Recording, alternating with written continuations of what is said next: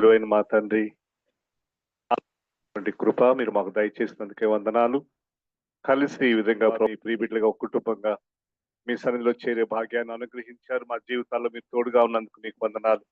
ఈ సమయంలో ప్రభా నీ యొక్క వాక్యాన్ని ధ్యానిస్తూ ఉంటుండగా మీ పరిశుద్ధమైనటువంటి జీవం కలిగినటువంటి మీ మాటల్లో నుండి మీ స్వరాన్ని మేము వినడానికి, మీరు మాకు సంఘానికి సెలవిచ్చే మాట గ్రహించుటకు కావలసిన కృప దయచేయమని, వినగలిగినటువంటి చెవిని, లోబడేటువంటి మనసును, హృదయాన్ని మీరు మాకు దయచేయమని వేడుకుంటూ యేసుక్రీస్తు వారి ఘనమైన పరిశుద్ధమైన నామం పేరిట ప్రార్థించి వేడుకుంటున్నాం మా తండ్రి, ఆమేన్. వాక్యాన్ని చదువుదాం. లూకా సువార్త 22వ అధ్యాయం. లూకా సువార్త తీయండి దయచేసి.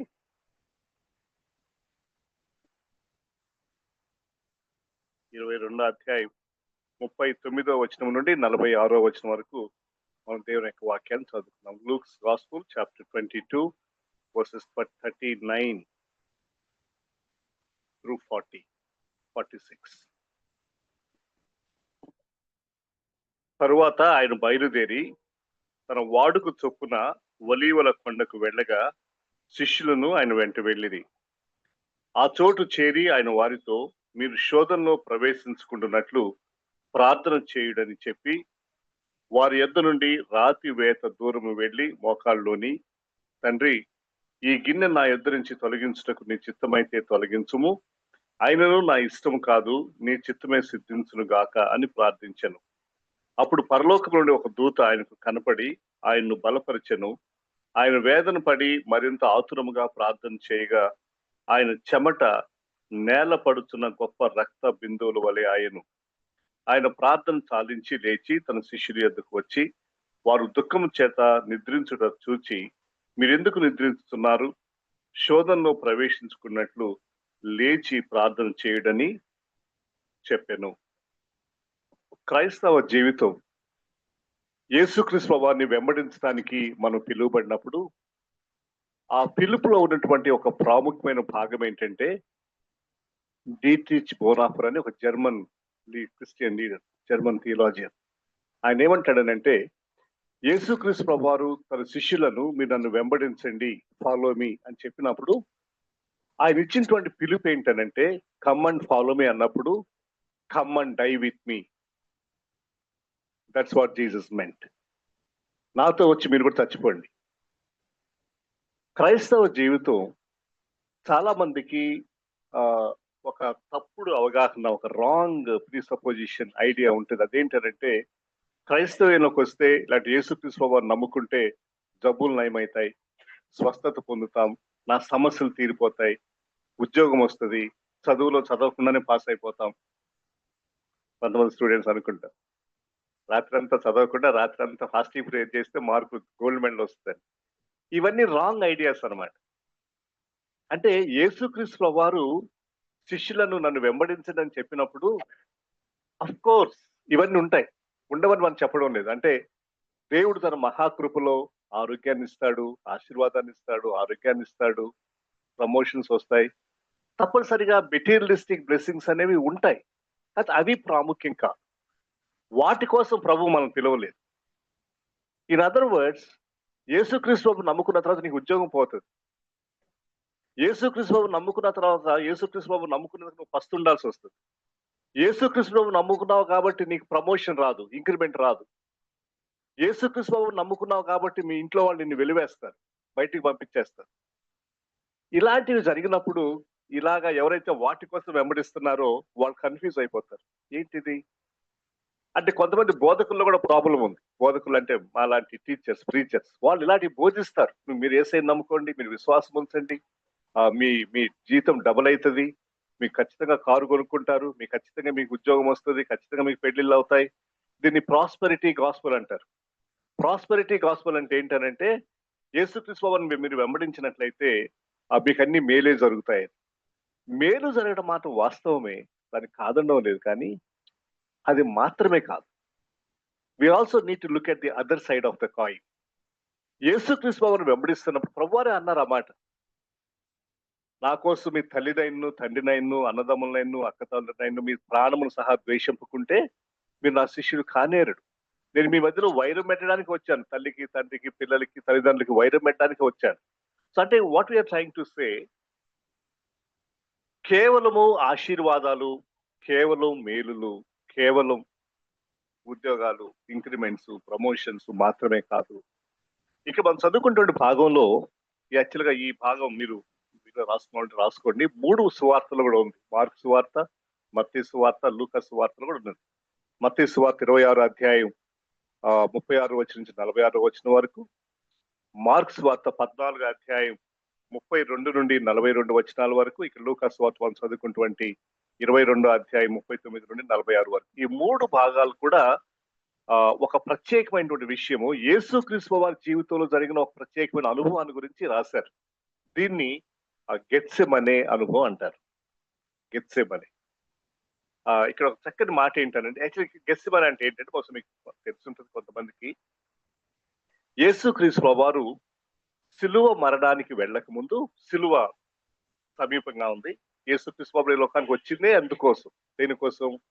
సిలువలో మరణించడానికి. సిలువలో మరణించడానికి. ఆయన జన్మించినప్పుడే క్రిస్మస్ సమయంలోనే యేసుక్రీస్తు వారు పుట్టినప్పుడు ఆ విషయం చెప్పారు. మరియతో అన్నారమ్మా, నీ హృదయంలో ముందు ఒక ఖడ్గము దూసుకుపోతారని యేసుప్రభు తల్లితో అన్నారు. అలాగే యేసుప్రభు వారు మరణించినప్పుడు వారు తీసుకొచ్చాక 3 ఉన్నాయి కదండి, బంగారము, బోళము, సాంబ్రాణి. అందులో ఉన్నటువంటి ఆ బోళం అనేటువంటిది యేసుక్రీస్తు వారు ఏ విధంగా మరణిస్తాడో ఆ మరణాన్ని తెలియచేస్తూ ఆ బోళం అనేటువంటిది అక్కడ సమర్పించబడింది. సో కాబట్టి యేసుక్రీస్తు వారు ఫ్రమ్ డే 1 ఆయన లోకానికి వచ్చినటువంటి మొదటి దినం నుండి ఒక విషయం తెలుసు. అదేంటనంటే, ఒక దినాన్న ఆయన మానవుల యొక్క రక్షణ కొరకై, పాప క్షమాపణ కొరకై సిలువలో మరణించాలి. ఇంకో విధంగా చెప్పాలనంటే, యేసుక్రీస్తు వారు ఈ లోకానికి పుట్టిందే చచ్చిపోవడానికి. అవును కదండి. ఆయన చనిపోకపోతే, యేసుక్రీస్తు వారు సిలువలో మరణించకపోతే దేర్ ఇస్ నో పర్పస్. ఆయన రావడం అసలు ఉద్దేశమే లేదు. అనవసరం అది. ఆయన చనిపోతేనే రక్షణ. ఆయన చనిపోతేనే సిలువలో మన పాప శిక్షణ ఆయన మీద వేసుకుంటేనే మనకు నిత్య జీవము, రక్షణ కలుగుతుంది. కాబట్టి యేసుక్రీస్తు వారి యొక్క పుట్టుకలో ఉన్నటువంటి ఉద్దేశం ఏంటనంటే, సిలువలో మన పాప క్షమాపణ కొరకై మరణించడం. ఆ సమయం దగ్గరకు వచ్చింది. ఇంకా కొన్ని గంటల్లో, కొన్ని దినాల్లో యేసుక్రీస్తు వారు సిలువలో మరణించాలి. యేసుక్రీస్తు వారికి అన్ని తెలుసు. మనకంటే మన భవిష్యత్తు, లేకుంటే ఇంకో గంట సేపు తర్వాత ఏం జరుగుతుందో తెలియదు, రేపు ఏం జరుగుతుందో మనకు తెలియదు. కానీ యేసు ప్రభు వారికి అలా కాదు. యేసు ప్రభు వారికి ఎగ్జాక్ట్ గా అన్ని ముందే తెలుసు. ఆయన దేవుడు కదా, ఆయన దేవుడు. సో కాబట్టి ఇంకా కొంతసేపట్లో యూదా వస్తాడు. యూదా వచ్చి నన్ను ముద్దు పెట్టుకొని రోమా సైనికులు నన్ను అప్పగిస్తాడు. రోమా సైనికులను తీసుకుని వెళ్ళి నన్ను సిలువలో వాళ్ళని చంపేస్తారు అన్న విషయం తెలుసు. So when he was nearing the cross, Jesus started feeling the pain of it. అది గెత్సెమనే అనుభవం. అంతే కదండి. ఇంకా కొన్ని గంటల్లో, కొద్ది సమయంలో నేను మరణిస్తానన్న విషయం తెలిసినప్పుడు he started feeling the heat of the cross. అదెంత బరువుగా ఉంటుందో, బరువు అంటే ఫిజికల్ వెయిట్ కాదు, అదెంత కష్టమైనటువంటి సమయమో, యేసుక్రీస్తు వారు ఎలాంటి పరిస్థితి గుండా వెళ్తా ఉన్నాడు, అవన్నీ కూడా he was able to clearly imagine. He was clearly able to see. Then he started. ఇప్పుడు మన ప్రశ్న ఏంటంటే, అలాంటి ఒక కష్టమైనటువంటి అనుభవాన్ని, చాలా కష్టమైనటువంటి పరిస్థితిని యేసుక్రీస్తు వారు ఏ విధంగా ఎదుర్కొన్నారు? How did the lord Jesus face such a situation in life? అది ఈ రోజున మన యొక్క ధ్యానం. ఒకవేళ మన జీవితాల్లో కూడా అలాంటి పరిస్థితులు గుండా వెళ్తున్నప్పుడు యేసుక్రీస్తు వారి యొక్క మాదిరి, యేసుక్రీస్తు వారు చేసిన పని మనకు చాలా ఉపయోగకరంగా ఉంటుంది. That is the purpose of this meditation. Lessons from Gethsemane. Gethsemane తోట నుండి మనం నేర్చుకోవాల్సిన పాఠాలు. ఒకవేళ మీ జీవితాల్లో ఎప్పుడైనా, నేను అన్నా ఇంతకుముందు, ఉద్యోగాలు పోతాయి, అనారోగ్యం వస్తుంది, ఎవరు క్యాన్సర్ గురించి అనౌన్స్ చేశాడు. Suppose if such a thing happens to you, దాన్ని మనం ఎలా ఎదుర్కోవాలి, మనం మెంటల్ గా ఎలా ప్రిపేర్ అవ్వాలి, స్పిరిచువల్ గా ఎలా ప్రిపేర్ అవ్వాలి అనేటువంటి విషయాలు, 3 క్లుప్తమైన విషయాలు ఈరోజు మనం ధ్యానం చేస్తాం. మొదటిది 39వ వచనం ఉన్న చూడండి ఒక మాట. తరువాత ఆయన బయలుదేరి తన వాడుక చొప్పున ఒలీవల కొండకు వెళ్ళగా. మత్తయి సువార్తకు వెళ్దాం. మత్తయి సువార్త 26వ అధ్యాయం తీయండి. ఎవరు తీస్తే చదవచ్చు. 26వ అధ్యాయం 36వ వచనం నుండి మత్తయి సువార్త. ఉమ్, ఉమ్, ఉమ్.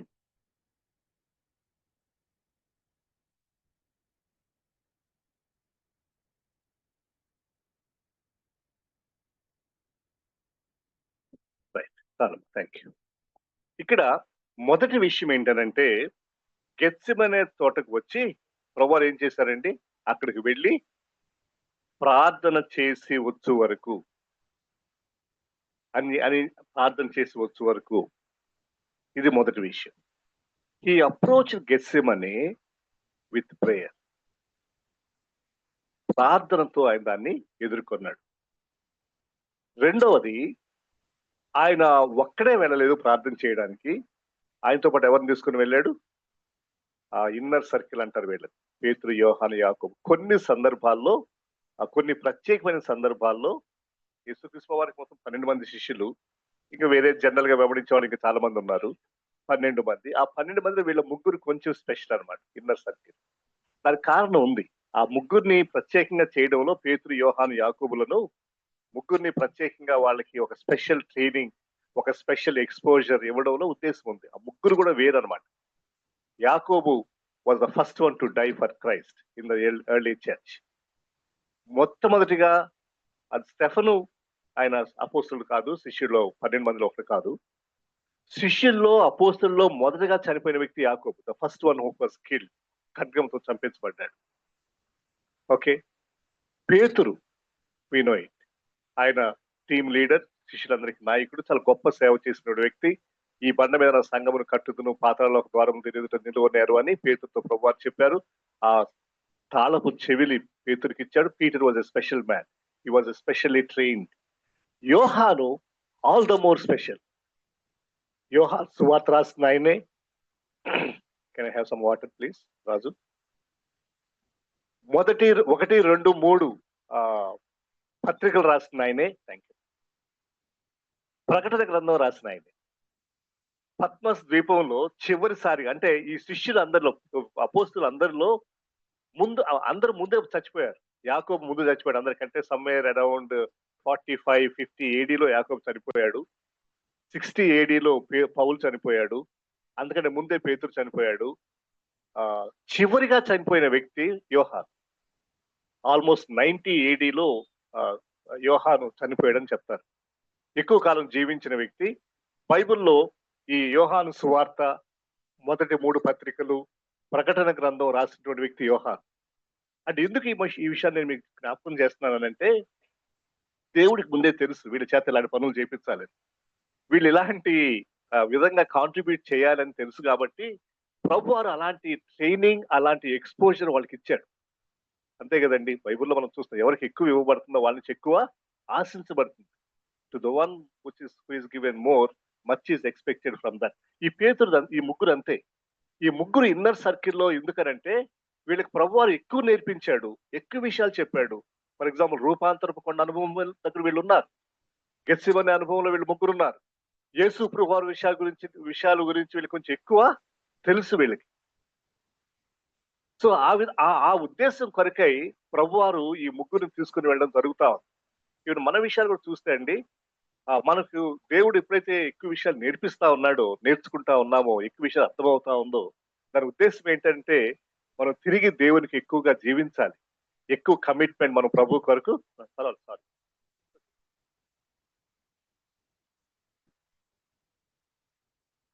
కాబట్టి మన జీవితాల్లో, ఈవెన్ ఇక్కడ మనం ఉన్నట్టు, ఇక్కడ మనం కూడా ఇక్కడ కూర్చున్న మనందరికి కూడా ప్రభు చాలా విషయాలు నేర్పిస్తా ఉన్నాడు.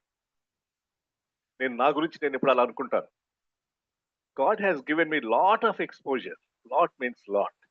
నా సమకాలీకుల్లో, నా ఏజ్ గ్రూప్ లో, నా వయసులో ఉన్న వాళ్ళల్లో, లేకపోతే నా బ్యాక్గ్రౌండ్ లో ఉన్న వాళ్ళలో చాలా మందికి లేనటువంటి ఆత్మీయ అనుభవాలు. చాలా కాన్ఫరెన్సెస్ అటెండ్ అయ్యాను, చాలా పెద్ద పెద్ద స్పీకర్ల దగ్గర వాక్యం విన్నాను, థియోడర్ విలియమ్స్ దగ్గర విన్నాను, శామ్ కమలేషన్ దగ్గర విన్నాను, రవి జకరియాస్ చూశాను. There are great people. అప్పుడు బిల్లీ గ్రహం నేను కలవలేదులేండి. భగత్ సింగ్ గారిని చూశాను. This means what? అంటే నీకు ఎక్కువ నేర్చుకున్నావు కదా, నీకు ఎక్కువ నేర్పించబడింది కదా, ఎక్కువ నువ్వు దేవుని కొరకు చేయాలి, ఎక్కువ నువ్వు ఇవ్వాలి, ఎక్కువ కమిట్మెంట్ మనలో ఉండాలి. అది ఉద్దేశం అనమాట. సో కాబట్టి ఈ ముగ్గురు విషయంలో మనం చూస్తే, ఈ ముగ్గురుని తీసుకుని వెళ్ళడం రెండో పాయింట్ ఏంటంటే ఫెలోషిప్. మొదటి విషయం మనం ఏమనుకున్నాం? Approaching Gethsemane, approaching the problem through prayer. ప్రార్థన ద్వారా, ప్రార్థనలో సమస్యను ఎదుర్కోవడం, సమస్యను ఆ విధంగా అప్రోచ్ అవ్వడం. రెండవది సహవాసం ప్లేస్ ఏ రోల్, ఫెలోషిప్. అది చూస్తాం తర్వాత, విల్ సీ దట్. మూడవది సబ్మిషన్, సబ్మిషన్ త్రూ ట్రాన్స్ఫర్మేషన్, విధేయత. దేవుని యొక్క చిత్తానికి యేసుక్రీస్తు వారు చేసిన ప్రార్థనలు మనం చూస్తే, యేసుక్రీస్తు వారు ముందు ఏమన్నారంటే, తండ్రి నీ చిత్తం అయితే ఈ గిన్నెను తొలగించు, ఓకే, నీ చిత్తము కాని ఎడ్ల నీ చిత్తమే సిద్ధించును గాక. అది చివరికి ఫైనల్ గా ఏమన్నాడు ఆయన? నా చిత్తం కాదు, నా ఇష్టం కాదు, నీ ఇష్టమే, not my will but your will. దీనిలో మనం నేర్చుకునే విషయం ఏంటంటే, దేవుని చిత్తానికి విధేయత చూపుట, దేవుని చిత్తానికి సమర్పించుకునుట, దేవుని చిత్తానికి మనం అప్పగించుకోవడం. ఈ మూడు విషయాలు మనం ఈ రోజు ధ్యానం చేస్తాం. మొదటిది ప్రార్థన చేయడం. ప్రార్థన చేయడం అనేటువంటిది క్రైస్తవ జీవితం, నేను ముందు చెప్పినట్టుగా ఇట్ ఈస్ ఎ బ్యాటిల్. ఒక దైవజనుడు అంటాడు, Christians are not in the play ground but Christians are in the battle ground. Play ground అంటే ఫుట్బాల్, బాస్కెట్ బాల్, క్రికెట్, ఇవి ఆట ఆడతాం. ఆటలు ఆడినప్పుడు ఏమొస్తుంది? రివార్డ్ వస్తుంది, కప్ వస్తుంది. సచిన్ టెండూల్కర్ లాగా ట్రిపుల్ సెంచరీ కొట్టారనుకోండి, లేదంటే ఎంఎస్ ధోని లాగా వికెట్ కీపింగ్ చేశారు అనుకోండి, విరాట్ కోహ్లీ లాగా టాప్ రన్నర్స్ అనుకోండి, you will given a medal, reward, recognition. Play ground లో అంటే ప్రజలు నేను చప్పట్లు కొడతా ఉంటారు, అందరూ చూస్తూ ఉంటారు, నేను టీవీలో కనపడతా ఉంటాం. Christianity, Christian life is not a play ground, it is a battle ground. Battle ground అంటే యుద్ధ రంగం. యుద్ధ రంగంలో ఏముంటది? యుద్ధానికి సోల్జర్స్ వెళ్తున్నప్పుడు వాళ్ళ కమిట్మెంట్ ఏంటి చెప్పండి? ఇండియా పాకిస్తాన్ బార్డర్ లో బార్డర్ సెక్యూరిటీ ఫోర్స్ అని ఉంటారు, బిఎస్ఎఫ్. వాళ్ళు ఫస్ట్ ఆ డాక్యుమెంట్ సైన్ చేసినప్పుడు, when they subscribe that I'm joining the Indian Army, వాళ్ళు దేనికి ప్రిపేర్ అయ్యారు చెప్పండి? అల్టిమేట్ గా at the end simple, any time they may be killed. Pakistan వాడు ఎప్పుడు బాంబులు వేస్తాడో, లేకపోతే ఎప్పుడు వీళ్ళని టార్గెట్ చేస్తారో మనకు తెలియదు. ఎప్పుడు వాళ్ళు చచ్చిపోతారో వాళ్ళకి తెలియదు బేసిక్ గా సోల్జర్స్ కి. అంటే ఒకవేళ వాళ్ళు కాపాడబడితే, if things go well, they may come out, మంచిగా రిటైర్ అయ్యి మళ్ళీ వాళ్ళ జీవితం జీవిస్తారు. కానీ అదర్వైజ్ సైనికుడు, ఒక యుద్ధానికి వెళ్ళేటువంటి సైనికుడు, తన మైండ్ లో ఉండేటువంటి ఒక ఆలోచన ఏంటంటే, any time I may die, నేను చచ్చిపోవడానికే నేను ముందుకు వెళ్తున్నాను. ఆ ఆలోచన లేని వాడు సోల్జర్ జాయిన్ అవ్వడు, ఇండియన్ ఆర్మీలో జాయిన్ అవ్వడు కదా. సో కాబట్టి క్రైస్తవ జీవితం అనేటువంటిది గుర్తుపెట్టుకోండి. ఒక ఆయన అంటాడు, చాలా మంది క్రైస్తవులకట మౌంట్ ఆఫ్ ట్రాన్స్ఫిగరేషన్ ఇష్టమట, mount of garden of Gethsemane ఇష్టం ఉండదట. మౌంట్ ఆఫ్ ట్రాన్స్ఫిగరేషన్ అంటే ఏంటి? రూపాంతరపు కొండ. రూపాంతరపు కొండ వాళ్ళు వీళ్ళు ముగ్గురే ఉన్నారు, మళ్ళీ వీళ్ళే ఈ టీవీ ఉన్నారు, పేతురు, యోహాను, యాకోబులే. అక్కడ ఏం జరిగింది? యేసుక్రీస్తు వారు రూపాంతరం చెందాడు. ఏ చాకలి చలువచినంత తెల్లని వస్త్రాలు, మహిమగల వస్త్రాలు ఆయన ధరించుకున్నాడు. మోషే, ఏలియాలు అక్కడికి వచ్చారు. మోషే, ఏలియాలను వీళ్ళు ముగ్గురు చూశారు. అబ్బా చాలా బాగుంది. అది that was a big, very huge spiritual conference. ఈలో స్పైకాలు, ట్రైకాలు అంటుంటారు కదా, ఆ టైప్ అనమాట. చాలా హై లెవెల్ కాన్ఫరెన్స్ అని. హై లెవెల్ మోషే, ఏలియాలు కలవడం మాట్లాడండి. పాత నిబంధన ప్రవక్తలు, వాళ్ళు గొప్ప నాయకులు. అలాంటి ఆపర్చునిటీ వచ్చింది వీళ్ళకి, మోషేని కలవడానికి, ఏలియాని కలవడానికి. Definitely it's a great experience, no doubt about it.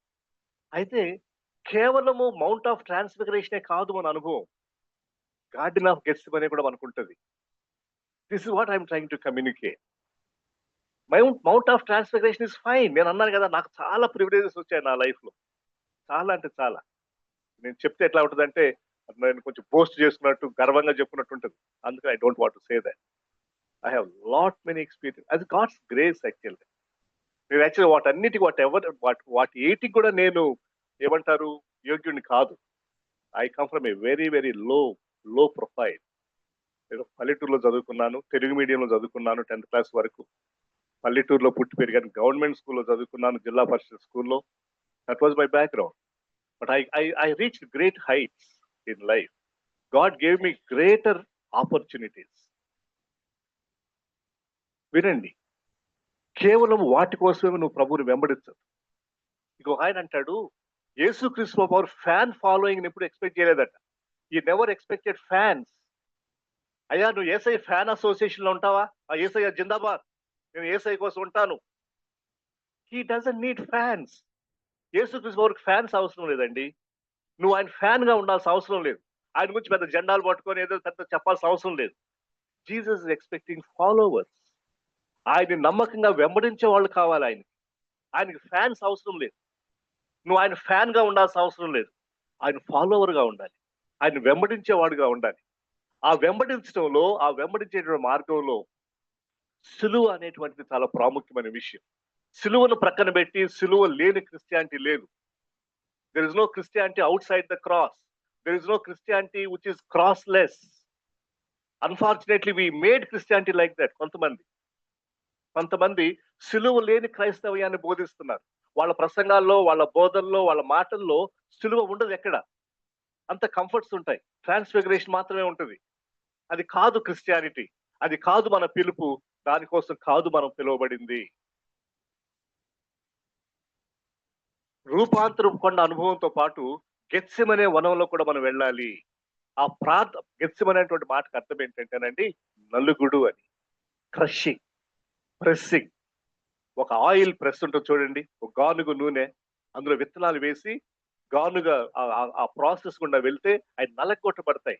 ఆ నలగొట్టబడిన తర్వాత ఆ క్రషింగ్ ఎక్స్పీరియన్స్ లో నుండి, ఆ నలుగుడు అనుభవంలో నుంచి ఆ ఆయిల్ నూనె బయటకు వస్తుంది.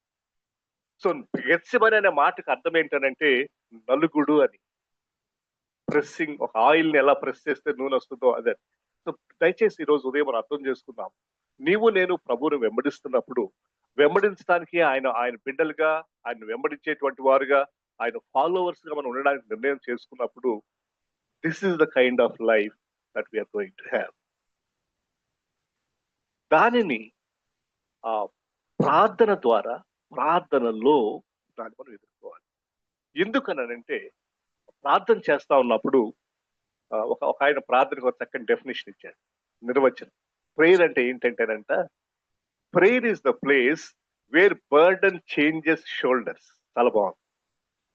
అంటే నా భుజం మీద అండి నేను 100 కిలోలు బరువు మోస్తున్నాను. నా వీప్ మీద చాలా బరువు, 100 కేజీలు బస్తా మోస్తా ఉన్నాను అనమాట. బరువు చాలా బరువుగా ఉంది.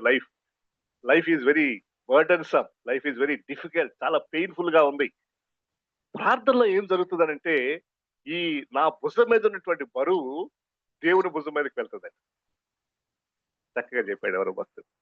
Prayer is the place where burden changes shoulders. అంటే నా బరువుని, నా భారాన్ని ప్రార్థనలో నేను దేవుని దగ్గరికి వెళ్ళినప్పుడు దేవుడు నా భారాన్ని మోయడం మొదలు పెడతాడు. అప్పుడు నా భారం ఏమైతుంది? తేలికైంది. అందుకని యేసుప్రభు వారు అన్నారు, నా కాడి తేలికైంది. అయితే ఆ కాడి అనేటువంటి మాట ఉంది కదమ్మా, ఆ కాడికి యాక్చువల్లీ యేసుప్రభు వారు చెప్పిన మీనింగ్ ఏంటంటే, 2 ఎద్దుల్ని కడతారు కదా కాడికి, అంతేనా? దున్నుతారు. మీకు పొలం అనుభవం ఎవరుంటే ఫార్మర్స్ వాళ్ళకి అర్థమైంది. ఒక కాడి ఉంటది, దున్నుతారు కాడితో. ఇటువైపు ఒక ఎద్దు, ఇటువైపు ఒక ఎద్దు కడతారు. ఆ 2 ఆ భారాన్ని మోసుకుంటా, దున్నుకుంటా ముందుకు వెళ్ళాలి, పొలాన్ని దున్నుకుంటా వెళ్ళాలి. ఇక్కడ ఈ క్రైస్తవ కాడిలో, యేసుక్రీస్తు బాబు చెప్పిన కాడిలో 2 ఎద్దులు ఉండవు, ఒకే ఎద్దు ఉంటుంది. ఆ ఎద్దు నీవు నేను. రెండో ఎద్దు ఎవరంటే యేసుక్రీస్తు బాబు. అందుకే ఆయన అన్నాడు మాట, నా సిలువ మీరు ఎత్తుకోండి, మీ మీద సిలువ తీసుకోండి, నా కాడి చాలా తేలిగ్గా ఉంటుంది. ఎందుకనంటే యాక్చువల్ గా నిజానికి యేసుప్రభు ఒకవైపు ఉంటాడండి, మనం ఒకవైపు ఉంటాం. మన ఇద్దరం కలిసి దున్నుతా ఉంటాం, మన ఇద్దరం కలిసి కాడి మోసుకుంటా వెళ్తాం. నిజానికి 90% లోడ్ తీసుకున్నది ఆయన్ని, నేను ఊరికాడు ఉంటానంతే. అర్థమవుతుందా మీకు? నేనేదో బరువు మోస్తున్నట్టు నటిస్తుంటాను, నాకు బరువు మోసేది నేను కాదు, ఆయన. Lot of load, majority of load is taken by him. That is why he said, take yoke on you, we both will go. అర్థమవుతుందా మీకు? క్రైస్తవ జీవితంలో దేవుని కొరకు మనం బరువు మోస్తా ఉన్నప్పుడు, భారంగా ఉన్నప్పుడు, ప్రభువా life is very burdensome. Life is very difficult. I'm really finding it very hard. ప్రభు అంటాడు, నేనున్నాను. నువ్వు ఒక్కడే మోయట్లేదురా, కానీ నేనున్నాను రా నీ పక్కన. అంతే. అసలు నేనే ఎక్కువ లోడ్ తీసుకుంటున్నా. నువ్వు ఊరికి అక్కడ ఉండు. నువ్వు గేమ్ లోంచి బయటికి వెళ్ళకు. ఆ కాడి నాకు వద్దని చెప్పి బయటికి వెళ్ళకు. అలా చేయొద్దు ఎప్పుడు కూడా. కానీ ఉండు అక్కడ, నేను చూసుకుంటా. అది ప్రార్థన అంటే. Brothers and sisters, when you find hard, when you find going hard, కష్టంగా అనిపించినప్పుడు, ఫైనాన్షియల్ కష్టాలు ఉంటాయి, అనారోగ్యము, ప్రొఫెషన్లో, కుటుంబంలో. ఎందుకంటే కారణం ఏంటంటేనండి, మన కష్టాలు రావడానికి, ఇబ్బందులు రావడానికి, ఇలాగ భారమైనటువంటి పరిస్థితులు రావడానికి కారణం ఏంటంటే, ఎవరు చెప్పండి? ఎందుకు మనకి ఇవన్నీ వస్తూ ఉంటాయి? వాడు చాలా యాక్టివ్గా ఉన్నాడు ఒకడు, అపవాది. అపవాది, సాతానుడు, మన విరోధి. వాడు నిన్ను ఎలా కష్టంలో పెట్టాలా, నీకు ఎలా ఇబ్బందులు కలుగు చేయాలా. యోబుకి ఎవరు కలుగు చేశారు చెప్పండి కష్టాలు? యోబు గ్రంథం తెలుసా మీకు? యోబు తెలుసా? యోబుకి అన్ని కష్టాలు రావడానికి ఎవరు? వీడు ఏకంగా అక్కడికి వెళ్ళాడు సీదా. అక్కడికి వెళ్ళి యోబు గురించి కొట్లాడాడు దేవునితో. దేవా, యోబు నిన్ను ప్రేమిస్తాడు నువ్వు అంటున్నావు కదా, యథార్థవంతుడు, నీతిమంతుడు అలాంటి వాడు ఈ భూమి మీద లేవన్నావు. ఆయన యోబు ఎందుకు నిన్ను ప్రేమిస్తాడో తెలుసా దేవా? ఎందుకంటే నువ్వు ఆయన చాలా ఆస్తి ఇచ్చావు, మంచి భార్యను ఇచ్చినావు, మంచి పిల్లల్ని ఇచ్చినావు. ఆయన అంత ధనవంతుడి లోకంలో లేడు. నువ్వు అన్ని ఆయన ఆశ్రదిస్తా ఉన్నావు. ఆయనకు అన్ని బాగానే ఉన్నాయి. కాబట్టి ఆయన నిన్ను ఆరాధిస్తున్నాడు, కాబట్టి ఆయన నిన్ను ప్రేమిస్తున్నాడు. అక్కడ సాతాను ఆర్గ్యుమెంట్ ఏంటంటే, you remove that and see what Job will do. అర్థమవుతుందా మీకు? సాతాను ఏం ఆర్గ్యూ చేశాడంటే దేవునితో, దేవా ఈ అబ్బాయి నిన్ను ప్రేమిస్తాడు, అబ్బాయి నువ్వు అన్ని ఇస్తున్నావు, వాడిని అలా కాదు వేరేగా చేయి, ఆయనకి సిక్నెస్ తీసుకురా, లేకుంటే ఆయనకి వేరే చెయ్యు, ఆయన ఏం చేస్తాడో చూద్దాం. సాతానికి పాపం తెలియదు. సాతాను ఓడిపోయాడు అక్కడ.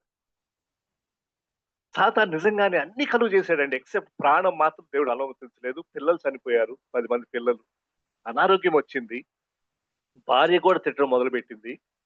ఒక వ్యక్తి ఎంత పెయిన్, ఎంత సఫరింగ్ ఒక జీవితంలో పొందగలరో, యేసు క్రీస్తు వారి తర్వాత అంత సఫరింగ్, పెయిన్ అనుభవించిన వ్యక్తి యోబు ఈ లోకం. మీకు ఏమైనా కష్టాలుంటే చాలా అనుకుంటున్నారేమో, ఎక్కువ అనుకోకండి, కరెక్టేలే. కానీ అంతకంటే కష్టపడే వాళ్ళు చాలా మంది ఉన్నారు దేవుని కోసం. యోబు ఫర్ ఎగ్జాంపుల్, మానవులు. అఫ్కోర్స్ పౌలు చాలా కష్టపడ్డాడు, ఫిజికల్ గా పెయిన్, సఫరింగ్, పర్సిక్యూషన్. మనం ఎదుర్కొనే కష్టాలను చాలా తక్కువ అండి యాక్చువల్లీ, చిన్న చిన్నవి ఇవన్నీ వీళ్ళతో పోలిస్తే. కానీ యోబు చేసిన పని ఏంటంటే, సరే అన్నాడు సాతానుతో దేవుడు, ఆర్గ్యుమెంట్ అయింది, ఓకే హ్యావ్ యువర్ వే, వెళ్ళి చేసుకో, ఏం చేసుకుంటావో. సాతాను బాగా ట్రబుల్ చేశాడు యోబు, మామూలుగా చేయలేదు. కానీ ఫైనల్ గా సాతాను ఓడిపోయాడు, యోబు గెలిచాడు, దేవుడు గెలిచాడు.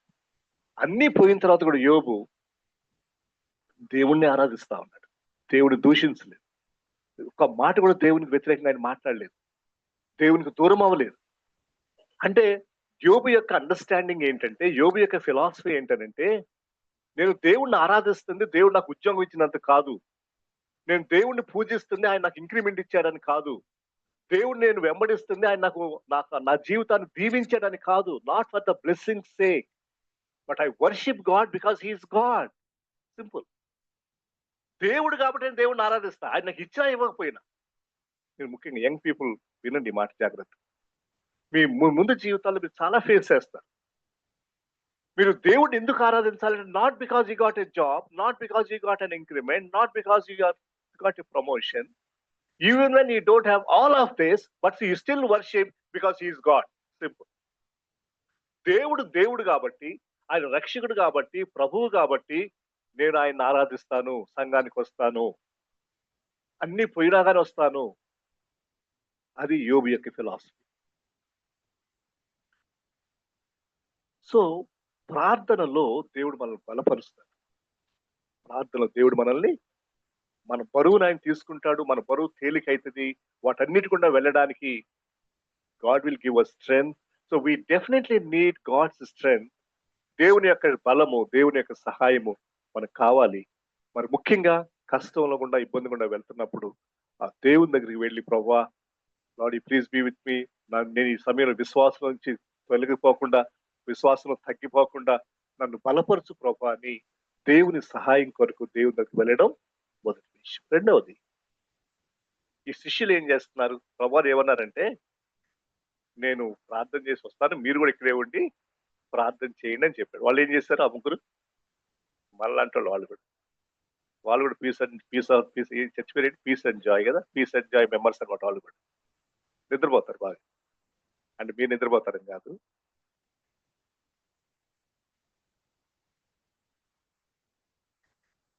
ఒక ప్రశ్న, యేసుక్రీస్తు వారు ప్రార్థన చేస్తారు కదా, హి వాస్ ప్రేయింగ్. అమ్మ వినిపిస్తుందా? Is mic okay? చివరి వాళ్ళకి. యేసుక్రీస్తు వారు ఎందుకు ప్రార్థన చేయగలిగాడు, శిష్యులు ఎందుకు ప్రార్థన చేయలేకపోయారు? ఆలోచించండి. అలసిపోయారు కదా రోజంతా పనిచేసి. అదేగా అది మనం ఇచ్చే సమాధానం.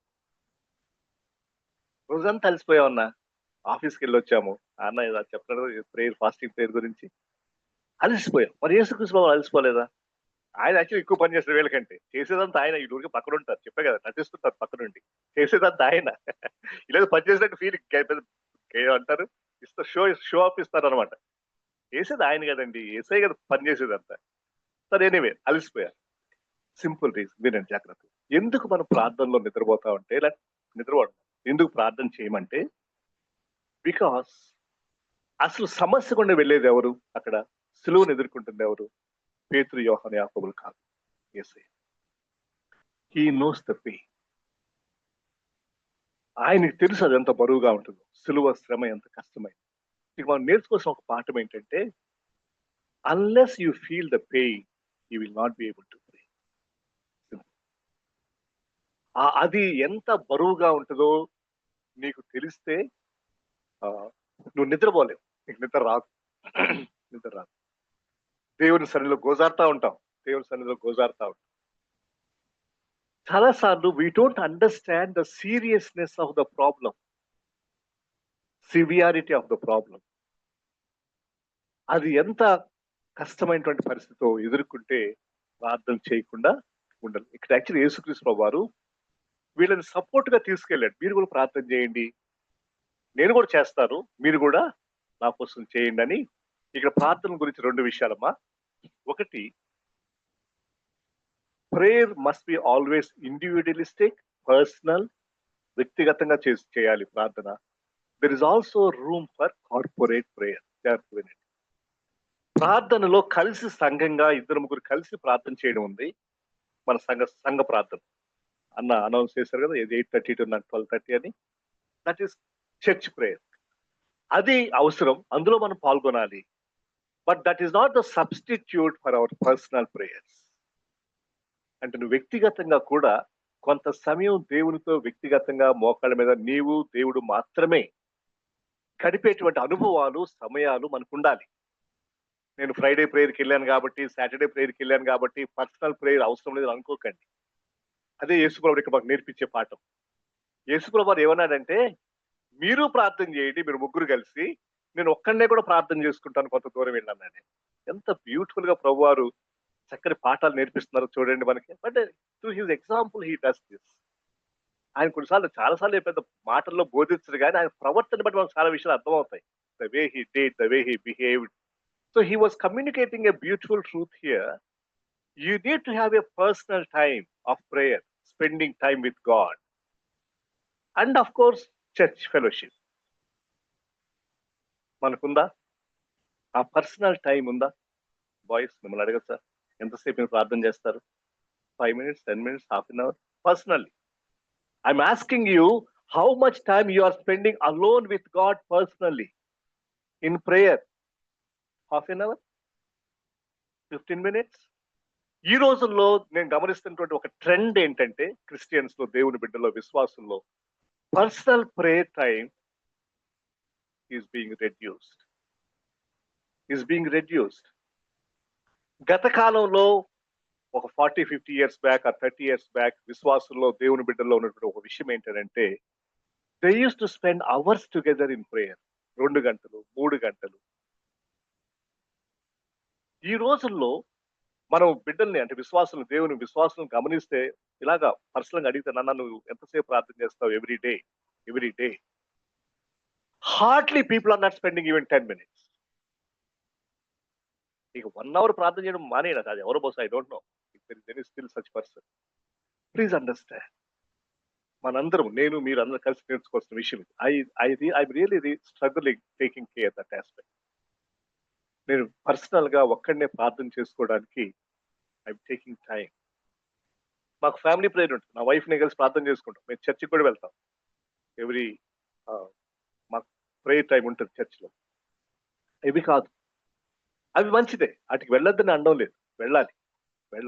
కలిసి సహవాసంగా ప్రార్థన చేయడం మంచిది, అవసరం. మనం బలపడతాం, నేర్చుకుంటాం. కానీ వ్యక్తిగతంగా నువ్వు దేవునితో గడపడం అనేటువంటి ఒకవేళ అలాంటి అనుభవం లేకపోతే స్లోగా దాన్ని పెంచండి. ఈరోజు 5 minutes చేయండి, 10 minutes చేయండి, స్టార్ట్ టుడే. ఒక 1 week తర్వాత దాన్ని ఇంకొంచెం టైం మీరు అంటారు, అన్న ఏం చేస్తావు అన్నంతసేపు, అరగంట సేపు ప్రార్థన చేయాలా, ఏముంటుంది చేయడానికి? I'm telling you friends honestly from my own experience, మీరు స్టార్ట్ చేయండి, దేవునితో మాట్లాడడం ప్రారంభించండి, వేరే కన్సర్న్స్ కొరకు వేరే వాళ్ళ కొరకు ప్రార్థన చేయడం మొదలు పెట్టండి. మీకు తెలియదు, మీ టైం ఆటోమేటిక్ గా పొడిగించబడుతుంది. మీరు నిజంగానే ముందు రోజు 10 నిమిషాలతో ప్రారంభిస్తారు, మీకు తెలియకుండా అరగంట అవుతుంది, 30 గంట అవుతుంది, గంట అవుతుంది, it will go on. But do it, take time. దయచేసి ఈరోజు సీరియస్ లెసన్ ఏంటంటే ఇలాంటి ఒక పర్సనల్ ప్రేయర్ టైం అనేటువంటిది ఉండాలి. అలాగే కలిసి సహవాసంగా ఇక్కడ ఒక చక్కని మాట అండి, ఒక ఆయన అంటాడు, a supporting fellowship became a desolating fellowship అట. వాళ్ళని ఎందుకు తీసుకొచ్చాడు ప్రభువారు పేతురు, యోహాను, యాకోబుల్ని? నాతో కలిసి ప్రార్థన చేయండి, be with me, support me through your prayers. Fellowship should be the supporting one. ఇక వాళ్ళు సపోర్ట్ చేశారా? డెసోలేషన్ అయింది. డెసోలేషన్ అంటే ఎడబాటు, విడిపోవడం. They never supported. సో సహవాసము సపోర్టింగ్ గా ఉండాలి కానీ డిసోలేషన్ లాగా ఉండకూడదు. డిసోలేట్ అంటే విడిపోవడం, విడిచిపెట్టడం. సో ఒకళ్ళ కోసం ఒకళ్ళు ప్రార్థన చేయడం కూడా ఇంపార్టెంట్. కొన్ని ప్రార్థన కన్సర్న్స్ చెప్పారు, ఎవరికో క్యాన్సర్ అని చెప్పారు, ఇంకేదో కొంతమంది సమస్యలు కూడా వెళ్తా ఉన్నారు. సో సహవాసంలో క్రైస్తవ సంఘంలో జరగాల్సిన ఒక ప్రాముఖ్యమైన విషయం ఏంటంటే నీ కోసం వేరే వాళ్ళు ప్రార్థన చేయాలి, వేరే వాళ్ళ కోసం నీవు ప్రార్థన చేయాలి. దానికోసం సమయాన్ని కేటాయించాలి, దానికోసం నీ సమయాన్ని కొంత సాక్రిఫైస్ చేయాలి. మన సమయాన్ని దానికోసం కేటాయించడం చాలా అవసరం. తప్పనిసరిగా అండి క్రైస్తవ సహవాసంలో మనం నేర్చుకున్నాం. ఇక్కడ at this point there is a beautiful thing Luke has recorded. లూకా సువార్త 22వ అధ్యాయం దాన్ని మరలా తిరిగి వీళ్ళైతేనట శిష్యులైతే నిద్రపోతున్నారట. వాళ్ళు ఆయన్ని సపోర్ట్ చేయలేదు. 43వ వచనం చదవండి అమ్మా, 22వ అధ్యాయం లూకా సువార్త.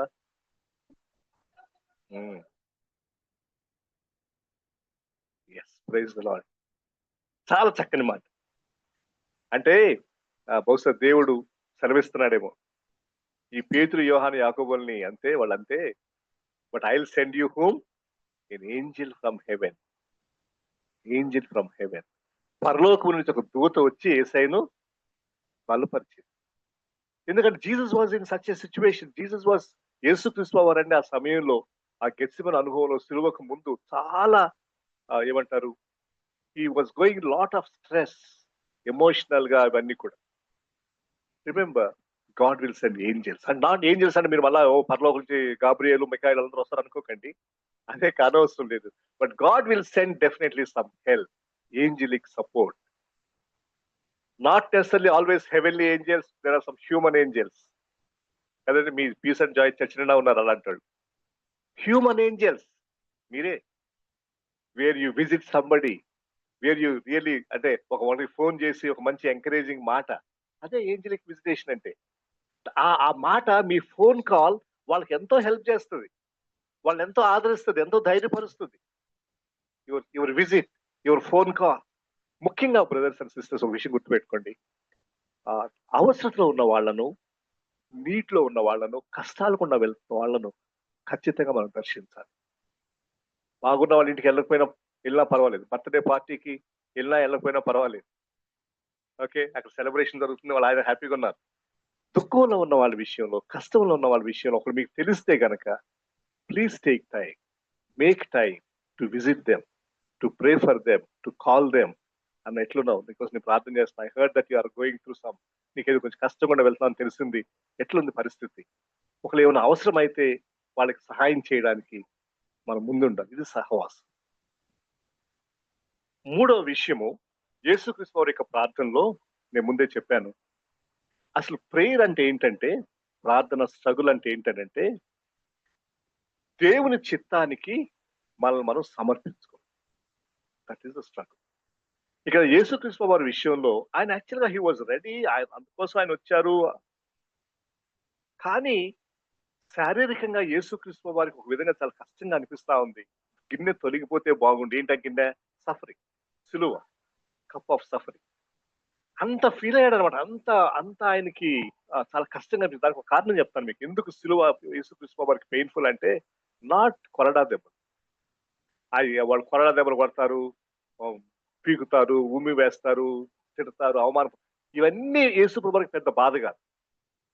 మెయిన్ ప్రాబ్లం ఏంటనంటే, మీరు సిలువలో యేసయ్య పలికిన మాటలు మీరు ధ్యానం చేస్తే, యేసుప్రభు అందులో ఒక మాట అన్నాడు, నా దేవా, నా దేవా, being forsaken by father is the greatest pain that Jesus endured on the cross. వింటున్నారా? ఫిజికల్ పెయిన్ కాదు, ఆ దేవునితో ఎడబాటు. That was only fraction of second.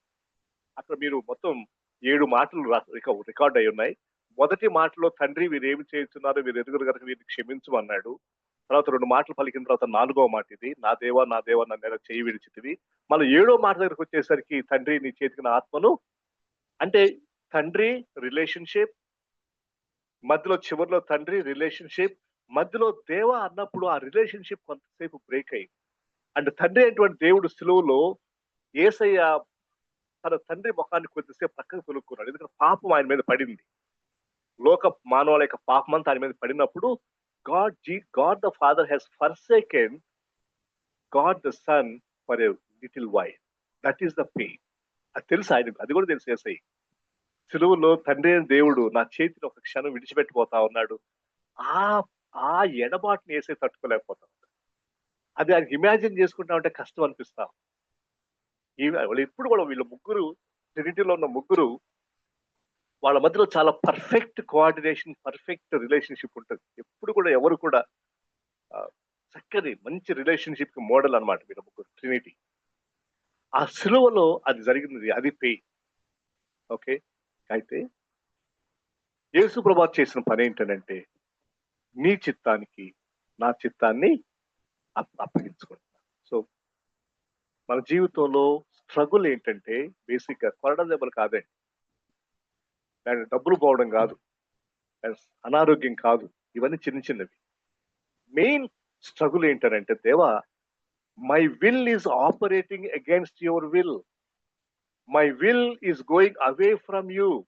So in prayer and through this Gethsemane experience, we're realigning our will with the will of God. నీ చిత్తాన్ని, నీ ఇష్టాన్ని sacrifice చేసి దేవుని చిత్తానికి, దేవుని యొక్క విధానాలు నీ జీవితంలో జరగడం కొరకై నీవు నేను మనం సమర్పించుకోవడమే ప్రార్థన, ఆత్మీయ జీవితం. చిన్న ఎగ్జాంపుల్ చెప్తాను మీకు. పెళ్లి కానోళ్ళు ఉంటే వినండి. ఫర్ ఎగ్జాంపుల్, మీరు ఒకటి ఇష్టపడ్డారు, మీకు ఏదో మీ ఇలా పెళ్లి చేసుకోవాలి మీరు అనుకున్నారు. ఎవరికి ఇష్టపడిన అమ్మాయినో, లేదా మీ కులంలో ఉన్న అమ్మాయినో, లేకపోతే ఏదో వాట్ ఎక్స్వైజ్ అని, నేను డీటెయిల్స్ లోకి వెళ్ళను. కానీ దేవుడు మీకు ఒక అమ్మాయిని చూపించాడు, ఇది మీరు యాక్సెప్ట్ చేయాలని దేవుడు అంటున్నాడు అనుకోండి ఫర్ ఎగ్జాంపుల్. అప్పుడు మీరు ఏం చేస్తారు? బాబా, నా ఇష్టం కాదు, నాకు ఇష్టమైనట్టు కాదు, నీకు ఇష్టమైనట్టే నేను చేస్తాను ప్రభా, నువ్వు ఏది చెప్తే అది చేస్తాను, నువ్వు ఎక్కడికి వెళ్ళమంటే అక్కడికి వెళ్తాను. నా విషయంలో మినిస్ట్రీ గురించి చెప్పాలంటే, నేను ఉద్యోగం చేసుకుంటా ఉండేవాడిని. By profession I'm civil engineer. నేను సివిల్ ఇంజనీరింగ్ బిల్డింగ్ కట్టుకుంటా ఉన్నాను గుంటూరులో, నంబూరులో. అప్పుడు దేవుడు నన్ను సేవకు పిలిచాడు. That was very difficult for me that time. నేను అన్నాను, దేవా, నేను సేవ బాగానే, అప్పటికి నేను చాలా ఈజీఎఫ్ లో చాలా సేవ చేస్తా ఉన్నాను, చాలా యాక్టివ్ గా. అక్కడ ఉన్నటువంటి లోకల్ గా నంబూరు అనే గ్రామంలో పాస్టర్ గారితో చాలా విపరీతంగా సేవలు ఇన్వాల్వ్ అవుతా ఉన్నా. నా డబ్బులు చాలా దేవునికి ఇస్తా ఉన్నాను నా జీవితంలో. దేవుడు అన్నాడు, నువ్వు సేవకు రావాలన్నాడు. God was speaking to me in a conference. అది నాకు స్ట్రగుల్ అయింది. నేను I will not come, I will not go for ministry. నాకు ఫుల్ టైం సేవ నాకు ఇష్టం లేదు. పాస్టర్గా ఉండడం నాకు ఇష్టం లేదన్నాను. కానీ ఫైనల్ గా ఒక టైం వచ్చింది, మేమిద్దరం దేవుడు నేను కొంచెం మా ఇద్దరి మధ్యలో కాన్వర్జేషన్ నడిచింది బానే. ఆయనేమో సేవకు రావాలంటే నేను రానంటాను. చాలా all that happen. Finally what I did 1992 January 13 Guntur ALC compound, lutheran church compound లో కాన్ఫరెన్స్ లోనే ఉన్నాను. Final I said yes sir. మీకు అర్థమవుతుందా? సో మన జీవితాల్లో కొన్ని విషయాల్లో దేవుడికి మనకి మధ్యలో ఈ సంఘర్షణ నడుస్తూ ఉంటుంది. గెత్సేమని అనుకో. Finally what you say, what you do, yes Lord, నీ చిత్తమే ప్రభువా, not my will, not my will, your will, నీ చిత్తమే నా జీవితంలో జరుగును గాక అని దేవుడికి సబ్మిట్ చేసుకోవడం. అది ఏ విషయంలోనమ్మా, ఏ ఏ విషయంలో అన్నా సార్. నాట్ నెసరీ మీరందరూ ఫుల్ టైం రావాలని చెప్పడం లేదు, అవసరం లేదు కూడా, వద్దు కూడా. మీరందరూ ఫుల్ టైం రావడం దేవుని చిత్తం కాదు, కానవసరం లేదు. ఏ విషయంలో దేవుడు నీతో మాట్లాడుతున్నాడు, నువ్వు ఎక్కడ స్ట్రగుల్ అవుతున్నావు, ఒకవేళ నీ హస్బెండ్ అండ్ వైఫ్ రిలేషన్షిప్ లో ఒకసారి నువ్వు ఈల్డ్ అవ్వాల్సిన పాయింట్ ఎక్కడ ఉందేమో. నీ ఉద్యోగ విషయంలో నువ్వు దేవునికి ఈల్డ్ అవ్వకుండా దేవునికి దూరంగా అవుతూ దేవుని చిత్తానికి ఎగనెస్ట్ గా నువ్వు స్ట్రగుల్ అవుతూ దేవునికి దూరం అవుతున్న పరిస్థితి ఎక్కడ ఉందేమో. అక్కడ not my will, not my Dzire, నా కోరిక నా ఇష్టం వచ్చినట్టు కాదు ప్రభా, నీ ఇష్ట ప్రకారం నేను చేస్తాను, నువ్వు ఎట్లా చెప్తే అట్లా చేస్తాను. నేను ఇంతకుముందు ఆ వసంత్ కుమార్ గారి ఎగ్జాంపుల్ చెప్పాను కదా, ఆయన స్ట్రగుల్ అవుతున్నాడు. నేను ఆ కొడుకు సారీ చెప్పడం ఏంటి, నేను తండ్రిని కదా, నాకు హక్కు లేదా నా కొడుకుని మందలించే హక్కు లేదా. కాబట్టి he did mistake there, he went beyond. అనవసరంగా కోపడ్డాడు ఆయన. పరిశుద్ధాత్మ దేవుడు ఆయన ఒప్పిస్తున్నాడు, no you cannot do it. He yielded. కొన్నిసార్లు ఏం చేస్తాం, దేవునికి ఈల్డ్ అవ్వకుండా, పరిశుద్ధాత్మ దేవుడి ఇచ్చి నడిపింపుకు లోబడకుండా మన సొంత ఇష్టాల ప్రకారం మనం వెళ్తాం యారగెంట్ గా. సో ఆత్మీయ జీవితం అంటే ఏంటంటే, సిలువను వెంబడించడం అంటే ఏంటంటే, మన చిత్తాన్ని, మనది కాదు, దేవుని చిత్తానికి సబ్మిట్ చేసుకునేటువంటి కృప మనకు కావాలి. ప్రార్థనలో మనం కొనసాగుతున్నప్పుడు దేవుడు అలాంటి కృప మనకు ఇస్తాడు. ప్రార్థించేద్దాం. ఒకవేళ ఈరోజు దేవుడు ఒకవేళ ఏదైనా స్పెసిఫిక్ విషయం దేవుడు నీతో మాట్లాడుతూ ఉంటే, ఏదన్నా విషయంలో నువ్వు దేవునికి లోబడకుండా నువ్వు అవిధేయుడు చూపుతూ ఉంటే, ఒకవేళ ఈ రోజున అలాంటిది దేవుడు ఈ రోజు మనతో మాట్లాడిన విషయాన్ని బట్టి, if you have to settle any matter with God, think about it, take time to pray, ప్రార్థన చేయి. ఎస్ లార్డ్, నేను నా చిత్తాన్ని నీకు సబ్మిట్ చేస్తున్నాను ప్రభా, నా చిత్తం కాదు, నా ఇష్టం కాదు, నా కోరిక కాదు ప్రభా, నీ కోరికే సిద్ధించునుగా అక్కడ మనం ప్రార్థన చేద్దాం. మా తండ్రి, మా ప్రభా, నీకు వందనాలు. ఈ రోజు గెత్సేమనే అనుభవంలో నుండి మీరు దాన్ని ఏ విధంగా ఎదుర్కొన్నారు, ఏ విధంగా మీరు చేశారనేటువంటి మీ మోడల్లో నుండి, మీ మాదిరిలో నుండి మేము కొన్ని పాఠాలు నేర్చుకోవడానికి మీరు మాకు సహాయం చేసినందుకే వందనాలు. మా ఆత్మీయ జీవితాల్లో ప్రభా అలాంటి కృప మాకు దయచేయమని, మేమందరం కూడా ఆ విధంగా రూపాంతరపరచబడేటువంటి, మీకు విధేయత చూపేటువంటి అనుభవంలోనికి మేము వెళ్ళినట్లు కావాల్సిన కృప దయచేయమని వేడుకుంటూ యేసయ్య పరిశుద్ధ నామమున ప్రార్థించి వేడుకుంటున్నాం మా తండ్రి. ఆమేన్, ఆమేన్.